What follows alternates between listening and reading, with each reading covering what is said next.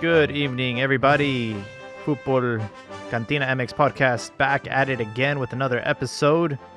We will be covering the last game of the regular season, the matchups for Liga, upcoming friendlies for the national team, and of course, some chisme. But before I go any further, let's introduce Joel. How we doing? Hola, Jaime. Doing good.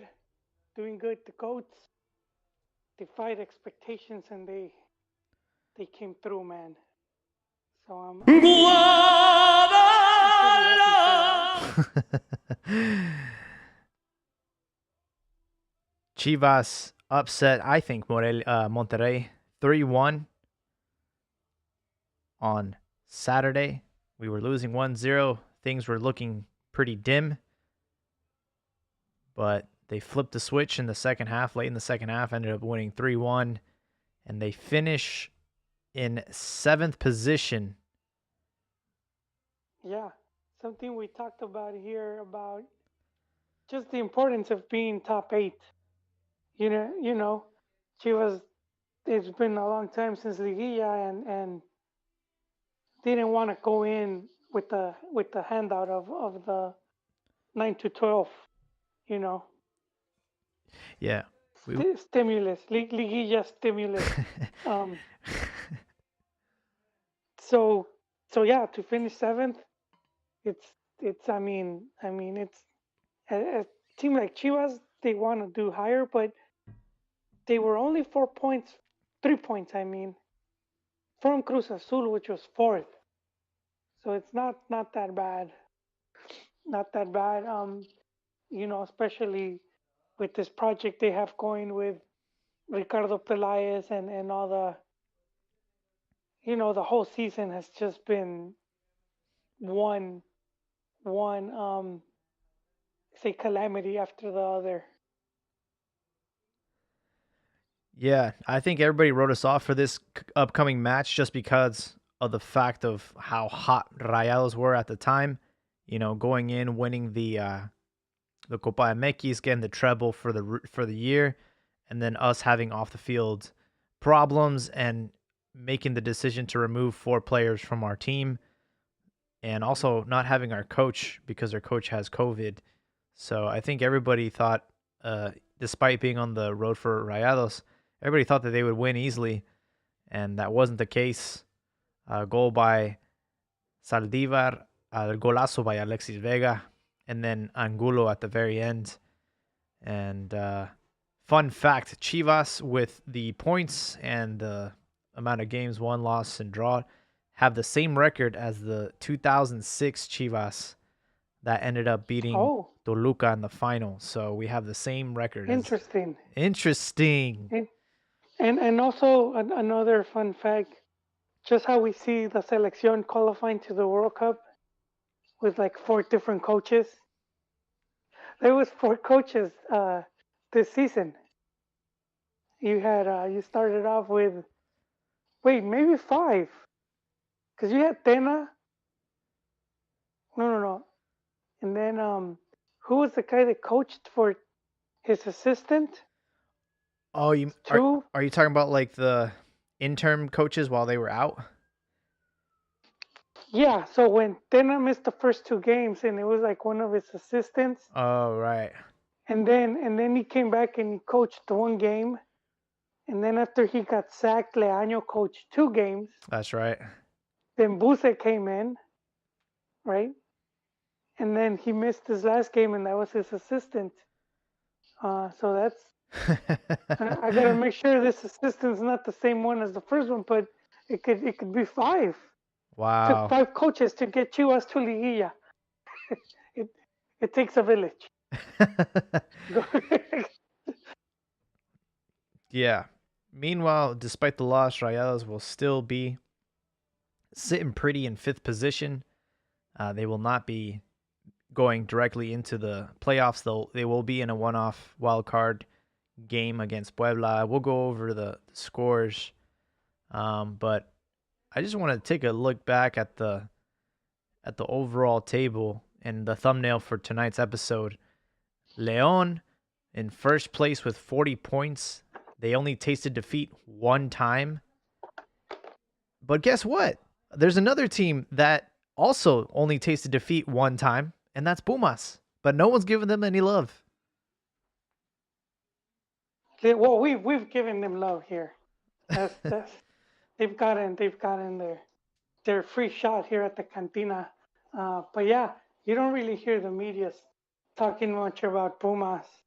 Um, we have some bad luck going into Liguilla. They do, because unfortunately, as of today, we have received the news that Alfredo Talavera, who, in my opinion, was probably the goalkeeper of the season, in the regular season, will be out for 6 weeks. Yeah, let's see what they're and is America's is Ochoa still? Because I know he was gonna be off for a while. Has he come back? That's a very Because good there's one thing question. we we talked about that too when Ochoa was gone. But I mean, America came back Yeah, pretty strong, um, Ochoa's back. and they finished on third. You know, this was one team that I thought would have, I think the possibility was there, just because they were going through some stuff. But here is Piojo, and he led that team into third place, and then Cruz Azul is in fourth. It looked for a while like they were gonna challenge for first place, but Leon just, you know, They just they wouldn't never lose. dropped the ball. Mm-hmm. Yeah. Exactly. With Leon in first place, they ended up actually drawing with Toluca yesterday, 2-2. So, I mean, it wasn't easy. There was a penalty involved and a red card. I mean, Leon were down a man since minute 16. So, they were still able to retain that crazy streak of not losing a game. And I would say are favorites to win the league, although I always like to think about the Liga, how it's a completely different tournament, and very rarely do you see the super leader actually win the title. In fact, it's almost been like a curse that whoever's in first place ends up getting eliminated in the first round.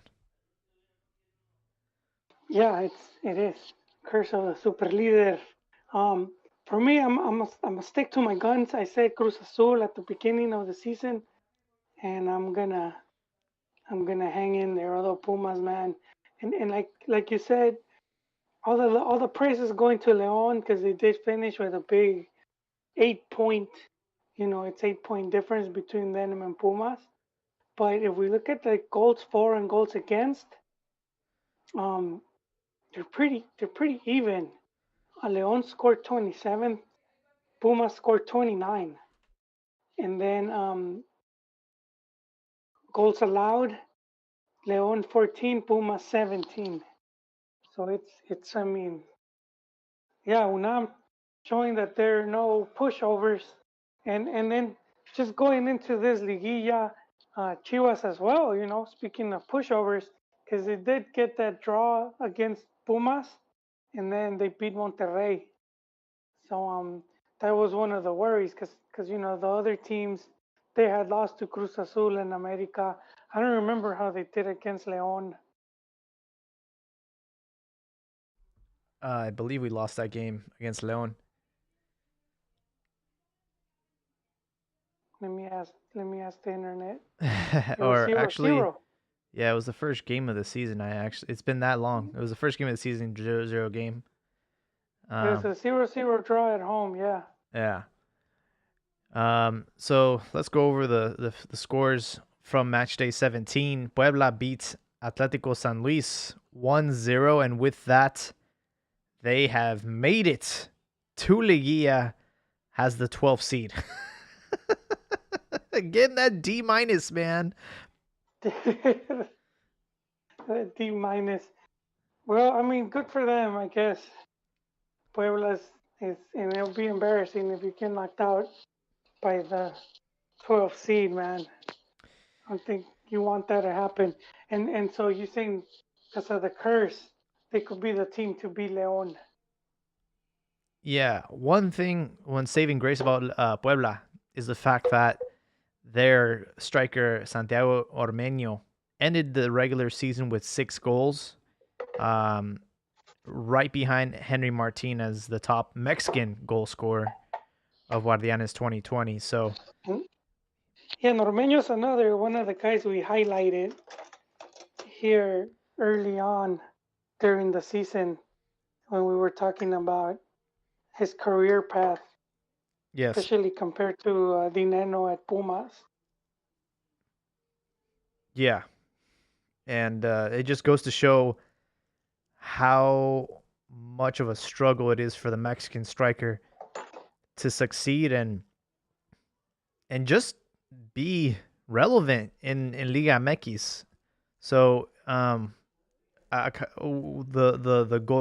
campeón de goleo this season was Cabeza Jonathan Rodriguez from Uruguay, Who's plays who's Cruz Azul? Yes, Cruz Azul. my favorites. So if he could continue with that hot streak, and he's won, he's already won with Santos. He ended the regular season with 12 goals, and now looking back out of a decade of Liga MX, there has only been 3 Mexican strikers to be campeón de goleo. Chicharito in a 3-way tie back in 2010 with Hercules Gomez and Jonathan Fano. Then Angel Reina in 2011, 13 goals. And then last season, Alan Pulido joint tie with Mauro Quiroga with 12. So this is a crisis, in my opinion. What do you think? Oh, it's been a crisis. Jaime, it's been like that for a long time. The only, I guess we could say, saving grace for the Cheech was that he missed a few games because he was doing selección.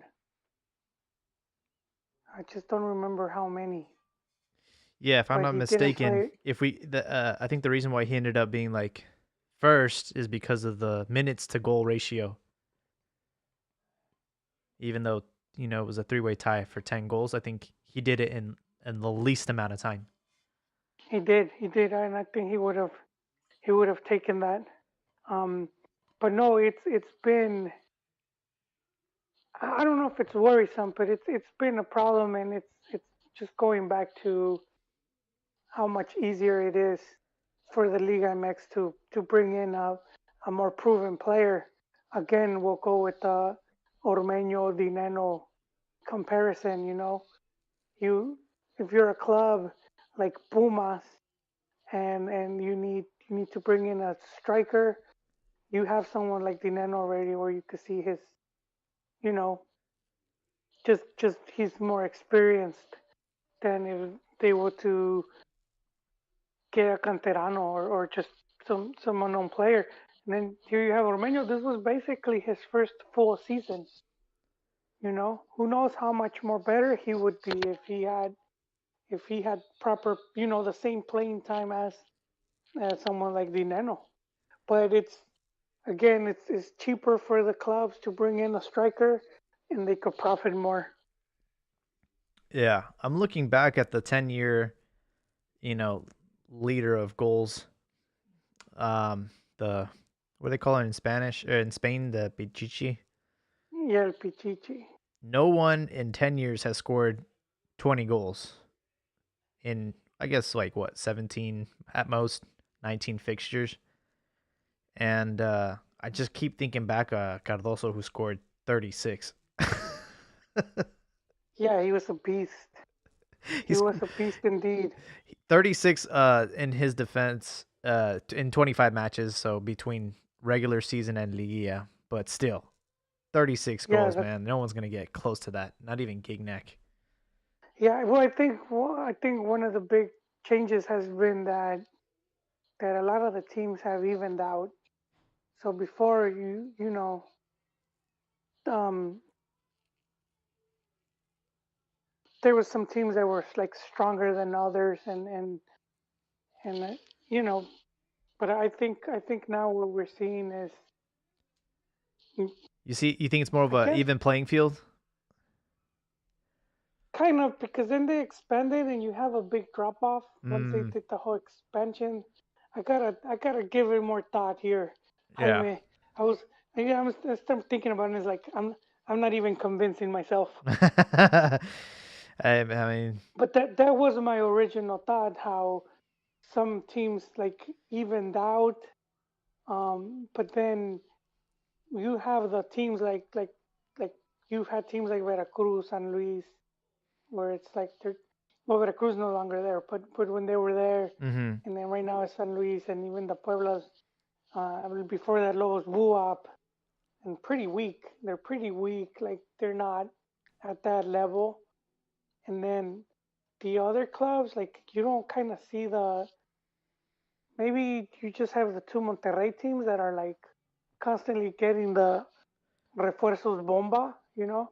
hmm But I do think the other clubs have gotten a bit smart about bringing in players, and sometimes they bring players that they don't seem like top purchase, but they end up being pretty good. Yeah.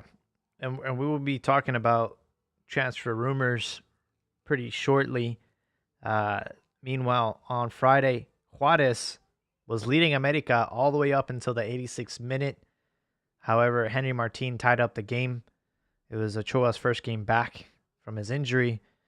And with that, unfortunately, it wasn't good enough for Juarez to get into Liguilla. They were up there with Puebla trying to fight in for that 12th spot, but the draw did them no good. And they will be watching the Liguilla with us on the couch. I don't think no one expected Juarez though to. Yeah. What are you talking about, man? They got the bomba refuerzo Marco John Fay Fabian.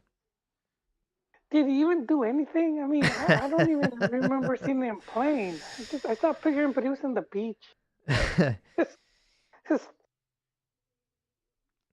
I mean that's a good call out. I don't think he did come in as a sub, but yeah, he's had a forgettable season, and just took him over there, and he I like mean he was he not was at like a he was not he, enthusiastic about going.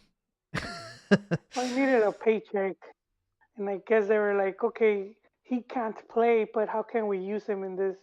It's like it's kind of a small town, and then he was like, we'll just have him be at grand openings, for like a supermarket or paletas, whatever. He's at the He's Oxo. right there cutting. He's at the He's a Oxo. new Oxo cutting the string.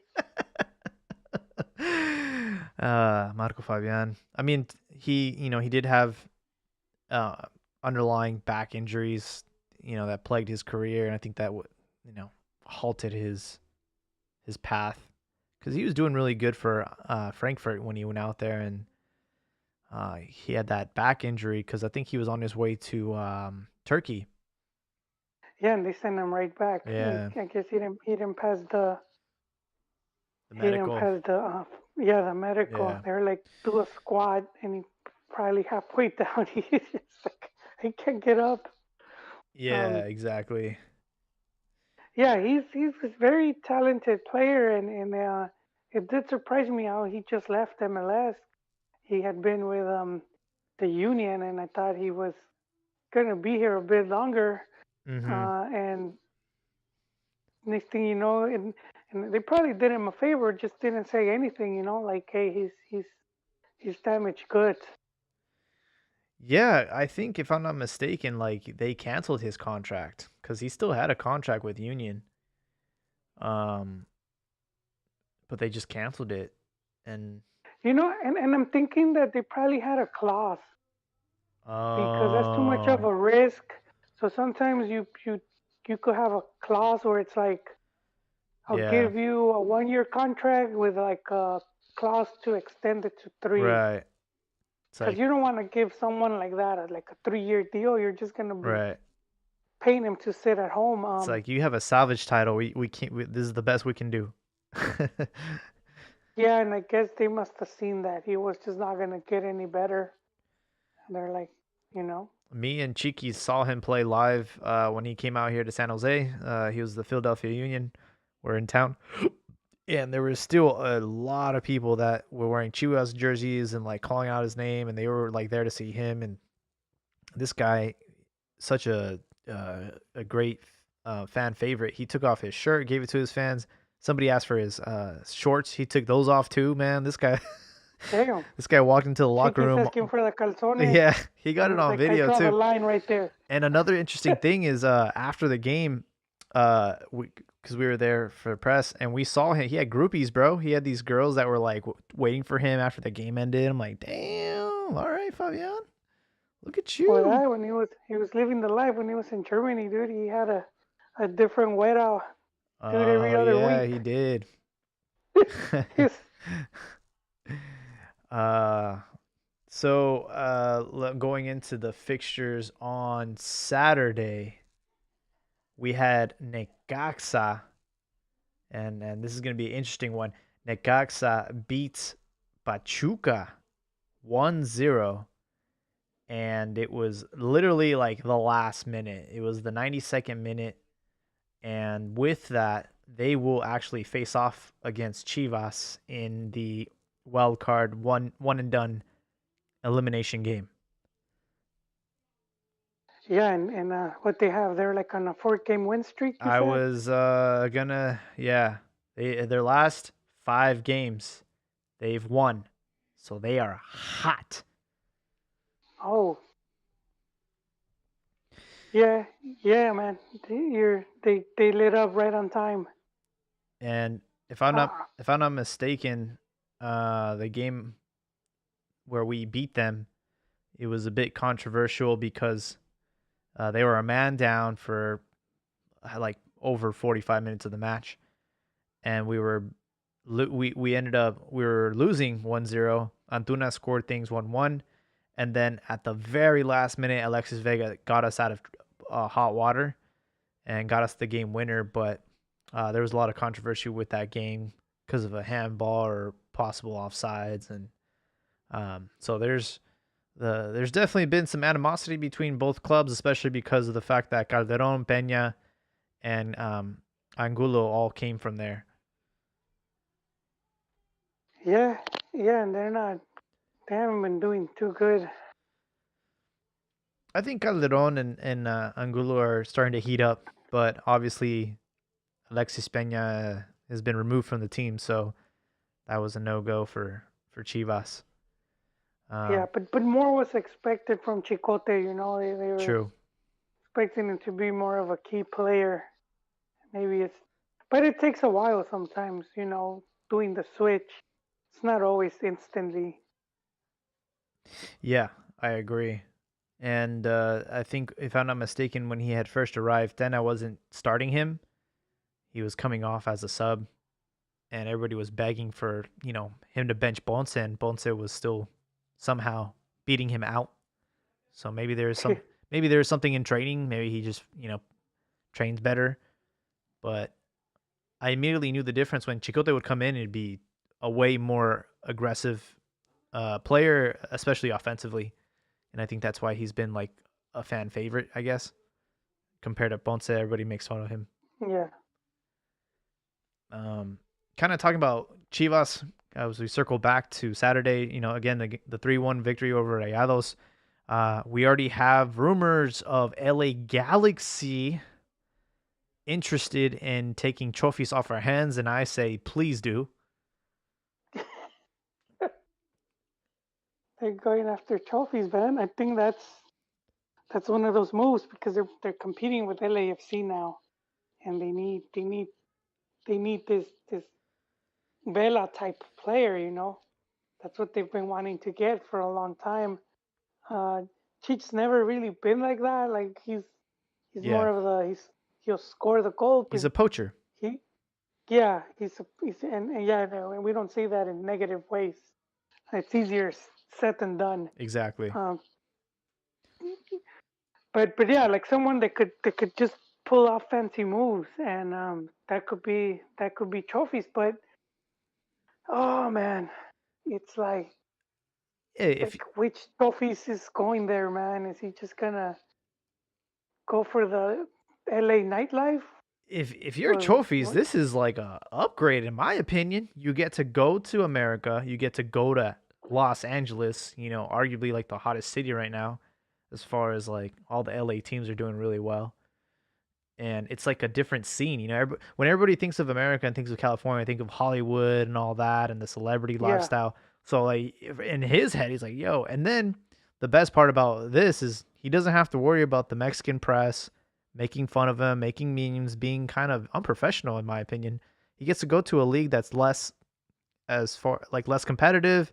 He'll go in. They'll probably even give him the number 10, honestly, and he'll be able to link up with Chicharo, which in my opinion they both need each other. Trophies always sets up great passes, he and does. nobody finishes There's them. no denying that. And Chicharo's been waiting for someone to give him the ball, and I think that would be a really interesting combination there. Yeah, I make fun of trophies a lot, but I do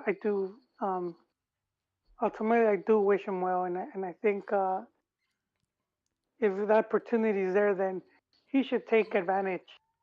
My beef with him is same as a lot of other chivistas who just feel that he just like he's not fully committed, and I think you get to a point where it's like you can't keep trying to coast, you know. Sooner or later, all the chances are gonna dry up. Yeah, and you get to go and maybe fall in love with the game again. The pressure at Chivas is just too great. Not saying that, LA Galaxy is no slouch. They are the most successful MLS club. But it's a different, I think it's the expectations are not as demanding as they are at Chivas. Yeah, the press here it's not nowhere near what it is in Mexico when it comes to soccer. Over there, There's there'll be ads of the Mexican Messi coming near a city near you. yeah, but any controversy, it's gonna be all over the place. Uh, Here is just like it's social media, you know, and then one or two radio shows, and that's about it. But in Mex, you have like 4 or 5 newspapers, and it could be front page, and then there's the different TV stations with all sports. Well, more it used to be two, but then you also have Fox and ESPN. So it's the spotlight's on you constantly, and no, it's just not the same over here. The sport's not as followed. Yeah. Um, Kind of speaking about a little bit of cheese, a little bit of smoke. Today, Higuera was found that he's being investigated for fake businesses, and he's the founder of Club Atlético Morelia. So this is not a good sign for him. What I don't know founder, but he's one of the he, he's like he's one of the directivos Dice of presidente y socio fundador. of it. I guess because it's like the 2.0 version, right? Yeah. Because they got rid of it, so now he's that's like such a bullshit title. Socio fundador. He just made up his I, own. Man, that's one of those, you make up your own title. yeah, man, what sounds nice, but yeah, it's because I mean, it was Morelia that the Azteca was like, it's just too much money. Let's let's sell it. Let's sell the franchise to what was it, Mazatlan, and then just I don't know. You guys can use the name. I guess the city was like, well, we need a team, and I guess they like I don't know if they have to pay. I don't know if they did a name change. I don't remember what happened, but I guess if it's a new team, maybe I'm the one. I'm all criticizing, and it could be if it's a brand new Well, team, Atletico then Morelia yeah. is the, if I'm not mistaken, is the original, like, it was founded 70 years ago. So they're not No, like no, a, no, but Teo Azteca could own like they own the original oh, team. I see This is what you. like another Morelia team, Mm, in the city of Morelia. So it's that's why it's a bit confusing. But yeah. you could say, yeah, I guess he. You know what? I take it back, man. Dude is founder of Morelia 2.0. He's brought football back to Morelia. But are we surprised, Jaime, that Mexican club owners doing shady dealings? Well, You know, you know what's interesting is I was logging into the Liga MX.net website, and it says we are like against corruption. So I don't know if that's like it's a pop up. Like uh, you can't even access the site until you read it. So I don't know if they're just like kind of like with Chivas and Pilas, like putting their foot down and letting everybody know, hey, zero tolerance. I think maybe that's a sign too. Like, hey, zero tolerance to corruption. yeah, but like for example, Veracruz, the Curi, the guy that was owner, Oh yeah. and he was shady. He was shady for a long time, and Oh and yeah. they He never was. really did. They never really did anything until it got to the point where that dude just didn't have money. I mean, he owed the team, he owed like the staff, he owed everyone, dude. Man. And at that point, it was like, dude, you can't even finance the club. So it took to that. It took to this guy owing them money for months. So I mean, and that's Cody, Cruz Azul recently with what is it? One of the Yeah, it was how like many names is there? one of their front office people. Yeah. Yeah, he's Billy's cuñado. I'm forgetting his name. But another guy being investigated. Um, Chivas former owner, when she was part owner, Angelicalísima. She had her Fundación Angelicalis. Her another one doing a bunch of corrupt shit. You know, so there's always been a lot of owners like that they're doing side hustles. One of the owners from the Monterrey, Jorge Lancambeu, Oh another really? dude. He passed away, but you know, Huh. what was that? Sorry. He used to he used to launder money for a cartel. So it's a lot. It's nothing new. Not surprised. Not surprised. But I mean, business, dude. Who knows? It might not be as shady as it sounds. It's probably just Yeah. things that they do to avoid paying taxes and whatnot. Yeah, I agree. But I just thought I'd point it out, because he used to be part of Chivas and he's very active on Twitter. And, a lot of people blame him for the fact that he had to sell all these players. He brought them in, but then he sold them. Yeah, So, yeah. They needed a bad guy, and they latched onto him. And I think the fact that he was getting the spotlight, he kind of brought it in on himself as well. yeah. And he took all the blame. So, going back to the results, a very controversial match between Tigres and Atlas. Tigres were winning, and then Atlas literally in the last second. In fact, the referee had given them 4 minutes of stoppage, but they scored in the 95th minute off a corner kick. Gignac, not happy with the refereeing, went on Twitter after the game bitching and moaning. And a lot of people, journalists, were criticizing him like, hey, you're over here bitching and whining when you should have scored a goal and you would have, given these guys the win. It's like you should have put more effort into trying to be in the game than complaining after the fact. Um, What Guignac did, his complaint was like, "Why have bar if you're not gonna use it?" yeah, And he said how there was a play that he felt they should have used the bar, and so, god dang, and I think he. yeah, go ahead. No, I think he has a point in that sense. I mean, and we've seen it in other games as well. But I mean, so what was the point of having this if you can't? What is it? The coach only gets to contest it 3 times, or you don't have, I don't think the coach can do or anything. I think it's like you the can't do. the referee has to make the call. Um, Oh man, where was I thinking it? Because I thought that like as a coach, you had three. Nah, this You ain't know, American just three football, bro. times. They can't just I throw the said, red flag on the field and ask them to I, review it. I said at least three times, man. At least three. Give me three. No, there's no way. The reason why they were so upset about that is because with that result, Tigres are out of the top five, or sorry, top four, so they will be going into the elimination game. Um, they currently reside in sixth. Yeah, both Monterrey teams, and I was expecting at least one, and I think Pumas is the one to blame right there. Pumas also Leon. You could say Leon to a certain extent, but more so Pumas was they just came in out of nowhere and claimed that second spot. But but yeah, the two Monterrey teams definitely with just they have the most expensive squads, and you would expect to be up there in the top four. Mm-hmm. So they're still considered little clubs, at least for now.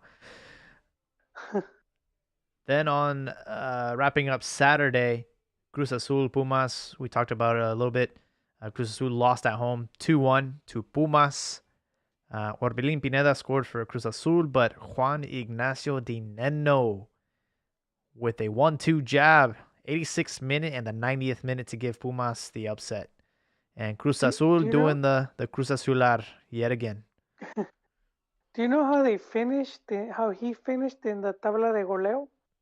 I know Di, you said a cabecita won it, but Dineno, yeah, he ended up in third position, 10 goals, right below Gignac, who had 11. yeah, not bad for his first season here with in Mex. Yeah, It's another one like that.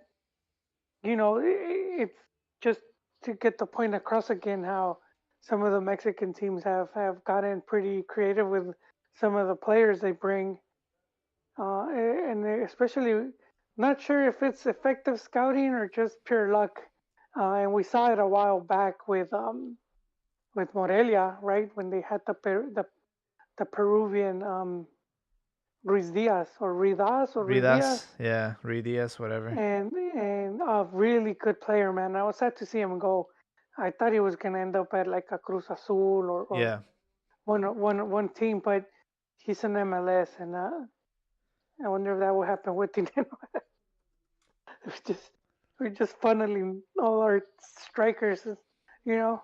yeah, and To, if I'm not mistaken, Ridias scored against San Jose over the weekend, so he's doing good over there in MLS.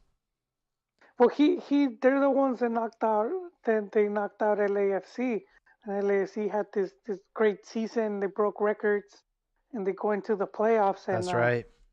yeah, really just smacked them across the head and just put an end to that. But yeah, he's really good talent, and so Dineno's like seems like he's gonna be or could be another one of those players that just good for the league, but remains to be seen if he's gonna stay. Right. We'll see what happens. It's going to be a lot more pressure on him now that he doesn't have Talavera, blocking the goals. He's going to have to produce more to offset that. Yeah, Um, we have to wonder how that's gonna hurt them going into Liguilla, So let's see how their reserve is. But yeah, it's a big loss because you said he's arguably was probably the best keeper of the season. yeah, absolutely. And you just lost like a wall, basically. And not just Pumas, but also La Selección Mexicana, who are actually already in Austria getting ready for their upcoming friendlies November 14th. They will be playing South Korea. Before we get into that, though, let me wrap up the last games of the season. It was we talked about Toluca and Leon tying 2-2. Santos goleó Mazatlan 4-0. And with that, they will be right below Chivas in eighth position. And then to wrap up the regular season, Querétaro versus Tijuana 2-2. And I'm pretty sure nobody watched that game because both teams were eliminated. So Yeah, that one was and just nobody for cares. nobody cares about that.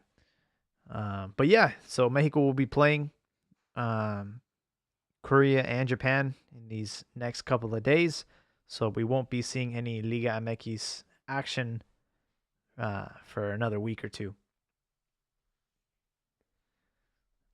And Do, Talavera do, was. do you Go ahead. tell? Do you know when the repechaje starts? That's actually what I was going to check. But I guess we can start looking at the matchups for this. Let's see.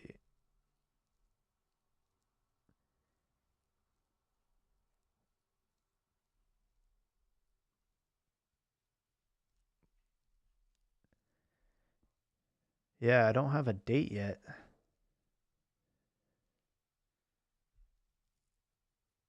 But the matchups will be as follows. Monterrey will be playing against Puebla. Chivas will be playing against Necaxa. Tigres versus Toluca. And Santos versus Pachuca. What do you think about those matchups? Yeah, come again. Say them again. Yeah, so it's going to be Monterrey versus Puebla. Okay, wait. So right there, I think Monterrey is gonna take this one. Yeah, Monterrey, and I think I know they didn't want repechaje, but uh, I think les va a venir bien. I think yeah, it's an absolutely. opponent. It's a good opponent for them to bounce back a bit from that Chiva loss. I Puebla could be the ones paying for the platos rotos. That's one of those like punching bags you get all your stress out. Yeah, they're gonna be the punching bag. Damn, they're gonna take out their anger on Puebla. Yeah, it's gonna take a lot for Ormeño to carry the team on his back and lead them to victory. But don't count out the Super Camotes. We'll see. I mean, the upsets happen in this all the time, and it is a one game elimination. So it's like if they are to tie, I believe they will go straight to penalties.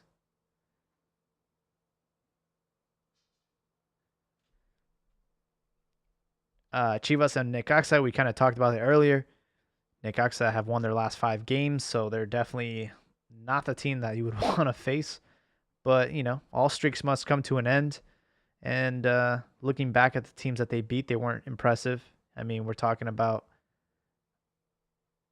uh, Atlas, Tijuana, Querétaro, Toluca. The only worthy opponent I think was Pachuca. So Yeah, yeah, it was. so yeah, they're on a 5 game winning streak, but your opponents weren't that great. Yeah, I agree with you, and I think a good matchup for Chivas. Won't be easy, but it's very winnable. They're at home. I think they've now that they've dropped the band hammer and they got a chip on their shoulder, they have the fans that they need to please. I think Chivas should be able to handle Necaxa quite comfortably. On the other, on the other side will be Tigres, who just finished out of the top 4. They'll be playing Toluca. Toluca ended in 11th position and are just coming off of uh, that tie with Leon. It's a tough one to pick. What do you think, Tigres? Yeah, it's damn, damn, because these teams, it's they give you one really good game, and then they could give you a really bad one. That's just Mexico in general, man. It's been such a unpredictable season. So then it's like, which team is gonna show up? How do you Exactly. see it playing off? Well, you have to go with your gut instinct, and Tigres, I mean, this shouldn't even be a discussion. They should be winning this game. But you just never know, the way the reason why I say that is because Toluca might just end up bunkering the game, right?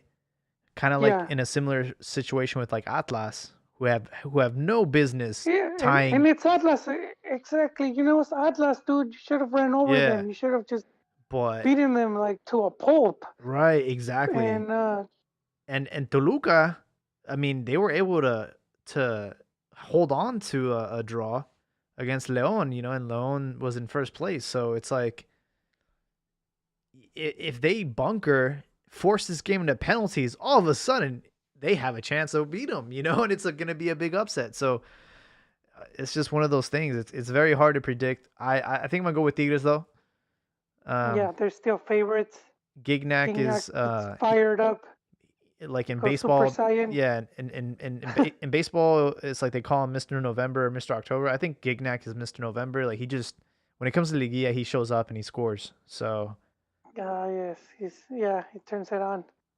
Okay, well, I mean, they should. But Toluca, of course, I guess they'll just, at the most, put up a really good fight. yeah, and then the last game is Santos Pachuca. These two are, I mean, there's really nothing to a difference between the two. They both ended on the same points, 25 and 25. They have the same goal differential at 4. Santos did score, or I'm sorry, yeah, Santos did score 4 more goals, but they also conceded a lot more goals. So this is a pretty tight one. Yeah, I agree. I could go either way.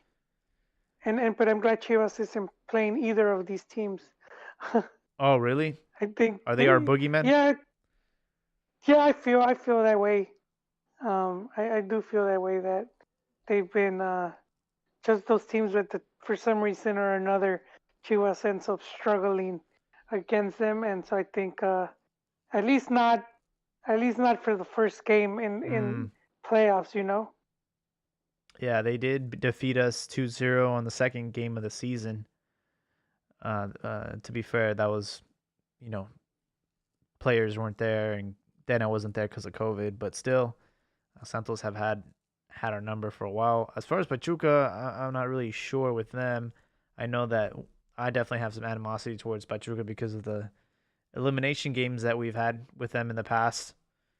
The Um, one with Calero still stings.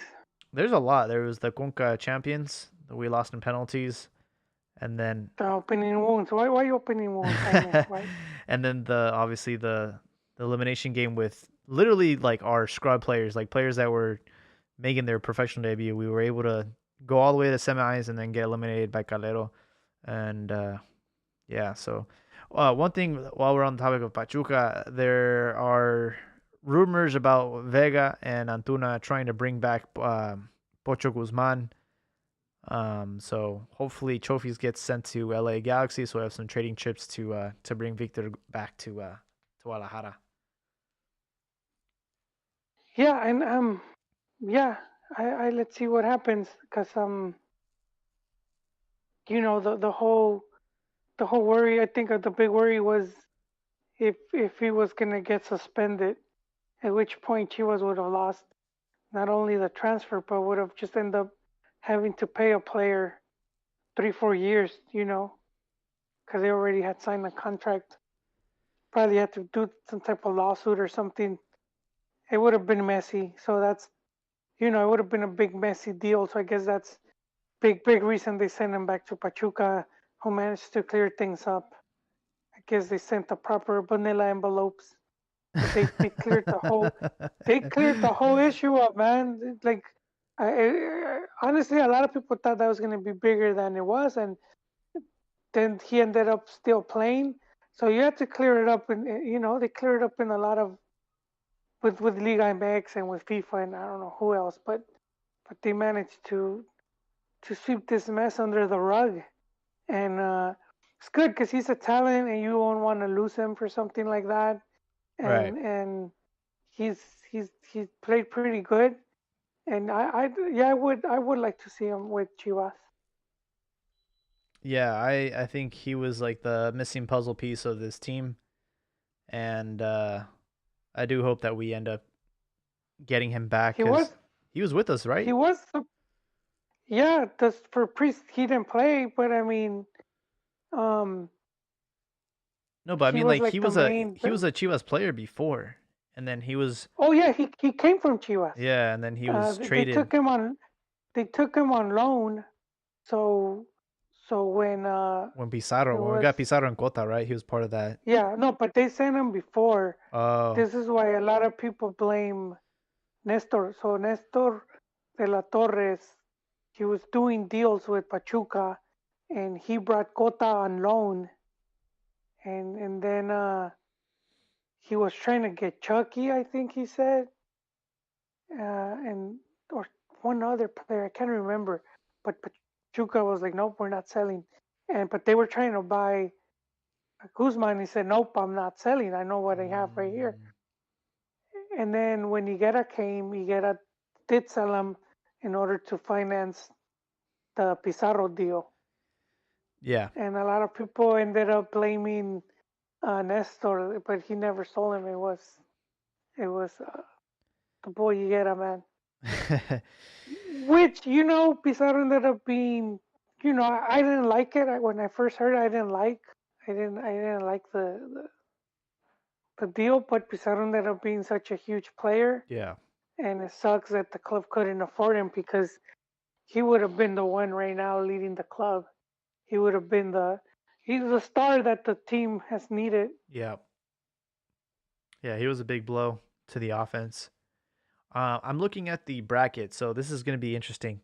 The winners of these games, this will be the next team that they'll face. So the winner of Puebla versus Monterrey will play León. So I mean that could be a mouth-watering quarterfinal right there. If Rayados beat Puebla, León versus Rayados, that'd be great. And then it could be a cat fight for Tigres. Toluca winner of that will play against Pumas. Then we have Chivas. If they beat Necaxa, will play America. Oof. So I mean, these are some crazy quarterfinal matchups.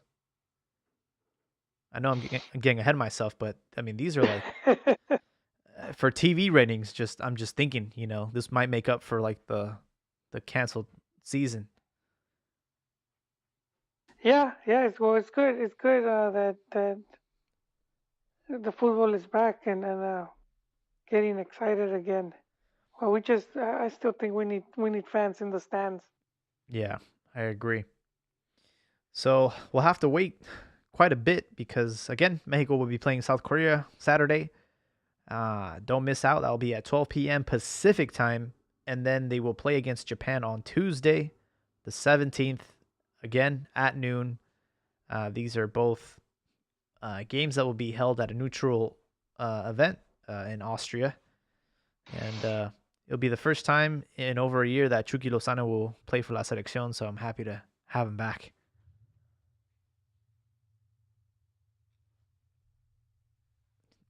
He's been doing pretty good in Napoli. He's kind of had a hate love relationship with Gattuso, but he did get an assist over the weekend. So he's definitely a player that will be a staple for this national team going into the qualifiers and trying to head into the Qatar World Cup in 2022.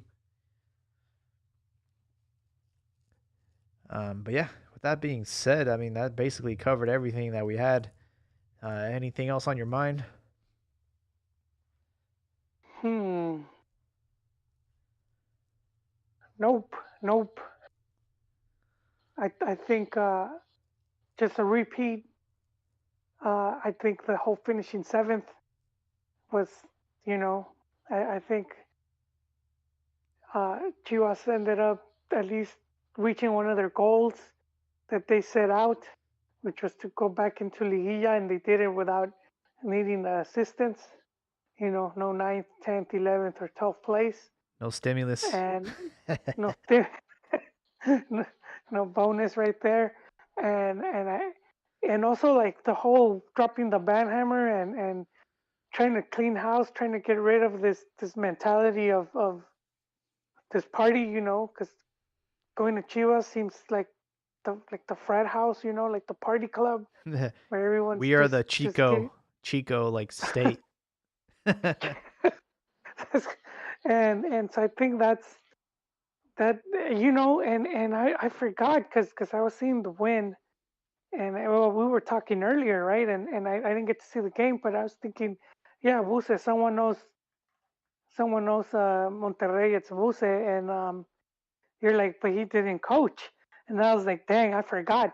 So that makes it even more impressive, to have the squad uh, without four of its players and just coming in with this. Also, they had been coming from a defeat to Cruz Azul, and under all the circumstances to pull out this big win, uh, I think it says a lot that what this team is capable of. So I hope the players that are there are more, you know, are more professional, more concentrated, and they make the best of this with the club now being back in Liguilla. So and if they do get it, I wouldn't be disappointed. I mean, yeah, it sucks, but one step at a time, man. I could say one thing that we could say is the team's at least headed down the right path. Yeah. I will say this, and this might be a hot take. We would have gotten there regardless, whether it was Dena or Vucetic. I think Dena, if anything, might have had us at a higher position, but I think either one of these coaches would have been able to do the jobs. I don't really give Vucetic too much credit because I think the team was playing very well before he came in, and it just happened to be like the wrong timing for Dena. Uh, Yeah, the start with just those three games, yeah, which again we have to say it something happened, like yeah. it could have been something else. And uh, yeah, go on. No, I mean, because again, I do have a elephant memory, and I don't forget the fact that then I had this team running really well. Before the season got canceled, we were in fifth position. We had refuerzos, we were looking good, and I was confident that we were going to end up in the that season. And then COVID happened; they canceled the season, and then the Copa por Mexico, we beat America. We lost to Cruz Azul in the final, but Yeah, everything was going well under Tena. So I'm a little bit upset that the fact that they pulled the plug on him early. Don't get me wrong. I'm happy that we have someone with Vucetic, the resume and the titles that he's a proven commodity. So if anyone can lead us to victory, it'll be him for sure. and I agree. I think the whole Tena thing, and I'm putting my tinfoil hat here. It could be due to the fact of the promoter. So when Chivas signed him, they were saying that Hurtado was going to be playing a role there because not just he doesn't only like put a coach. He'll get that's step one. I put a coach that I represent, and then that coach brings players that he represents. Mm, And that could have been when you think about why wasn't he playing these guys, or why because there was like you're saying he wouldn't use Chicote and I know Gallito was another player that he wasn't using and so yeah, that is the one thing where I have to wonder, was it part of the whole thing where he eventually was gonna try to make a push to bring in some other guys and just say these guys don't fit in my scheme, and that could have been to me that's one of the possibilities. And when we see other players that are like they kept messing up and messing up, I have to wonder too if that's not part of like a promoter's influence. yeah. Because they do play these shady games where it's like they'll have a player just pretend to be injured or whatnot. There's so many shady Well, stuff that Macias isn't happens. playing right now. He's injured, but No, but I don't, he's who yeah, knows? but I don't think he's not tied to Hurtado, man. No, I Macias know. is if he's injured, that's the one guy that's sort of like you could say he's free of sin. He's always been pretty straightforward, very professional. But I was saying with the other guys, and the thing with Hurtado is like nobody knows who he represents because he That's doesn't. interesting. Yeah, yeah, he's because he uses like other outlets, you know. And Okay. yeah, so why I'm saying Hurtado because that's the guy who was at for many years. He was like Cruz Azul would pretty much negotiate through him to bring in players and coaches, and that was up until Pelaez came in. So when Pelaez came in, he just said, "I'm gonna bring who I want to get. I don't have to deal with you," which he doesn't as a GM, you know. Right. But that's a lot of people that with these transactions, a lot of people make money. You know, everyone gets their cut. So I think, and that was one of the big reasons Pelaez ended up getting booted from Cruz Azul when this dude comes in and he's like, he brings in the coach and they started doing all these changes and Pelaez and so I think that was to have this guy kind of follow him there, even though he didn't really follow him since he was already at Chivas, but he must have been like, nope, not again. I'm, I'm gonna get rid of you before it gets corrupted in here. That's my take. Yeah. I don't got no proofs. I got no proofs aside from what I'm telling you guys. That's my proof. Stuff that can easily be researched. But Like if we I see a do lot. agree that there are layers to this. There are things going on behind the scenes that we as fans don't know, and we don't really know what goes into starting 11. Uh, I would say sparingly watched like Club de Cuervos, and we saw, obviously this is an Yeah, they exaggeration of the real thing, but like how players would have to like literally like buy hookers for the coach so he would put him in the lineup yeah, and they did, and they did. I'm glad you mentioned Club de Cuervos because they did one of their story. And see, Club de Cuervos, even though it's comedy and it makes fun of Liga MX and all that, a lot of the stories are grounded in stuff that there's a does little bit happen. of truth to it, So right? yeah, there is, yeah, a lot of that stuff. It's based on stuff that's happened. Scandals and They all just that. don't say. They're just not going to say the names for obvious reasons. But they do have one like in one of the episodes where the it was like a promoter and he had all his players like drop off the team, like start playing bad and all that to try to get the coach fired. Oh, interesting. Yeah, and so you get stuff like that happens. Because you're a player and if you tie to some promoter and it's like all of a sudden they'll be like, all right, just do this, don't worry, they're guaranteeing you stuff. You do get put in a bad spot. And I do think that, like, when we talk about Liga MX and why it's not more professional, that's one of the main things that's holding it back, where they are very dependent on these club promoters that still have a lot of influence in the clubs. Yeah. Like Yeah. one of them owns I forgot the name of the team, but some of them like they buy the teams now, which you're basically just buying the name. You don't need to buy the stadium and the clubhouse and all. You just need the name and the right to play in first division. So a few of them had, sort of like what Higuera's doing with Morelia. You know, Wait, isn't Leon locked out of their own stadium? well, it's not their stadium. The stadium Oh, belonged to the city. that's what I mean, though. It's like, how does that even Yeah, happen? but it's no, well, because it wasn't theirs. You know what I mean? They never built it. Like the city built the team, and then the team is owned by someone else. Well, that's exactly what I mean. It's like, what the hell is going on here? Like, you don't see that. No, You don't see that happening anywhere else in the world where they get kicked out. well, I mean, Landlord kicks them you out. don't get kicked out, but you've seen like NFL where they move. Well, So yeah. like Raiders would be like, we want a new stadium. The city's like, nope. They're like, okay, well, who's gonna build me a stadium? I'll move. Mm, And they leave. So a bit like that. I mean, Chivas didn't own Jalisco.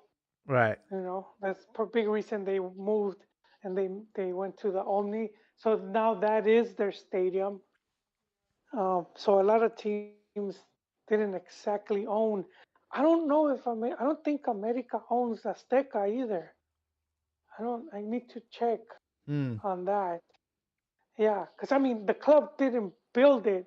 That's what we have to understand. You know, like the club doesn't build it with their money. Oh, okay. Yeah.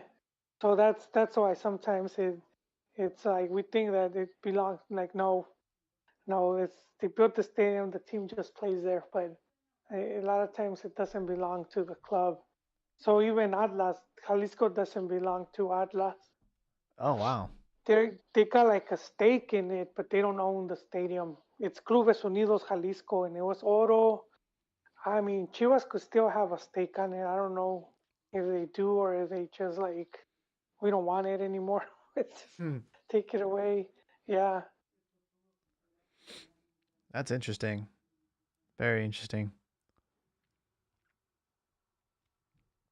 But yeah, that pretty much wraps up tonight's episode. And thank everyone for listening to us on the regular season. The best is yet to come after these friendlies. We'll obviously make sure to cover those next week and then head into the Liguilla of Guardianes 2020. I still don't have any dates yet, so I'm sure they'll be announcing those very shortly. But yeah, thanks everybody for listening to us. We were streaming live on YouTube, but I didn't have anybody comment on the video yet. So reach out to us. We're on Anchor.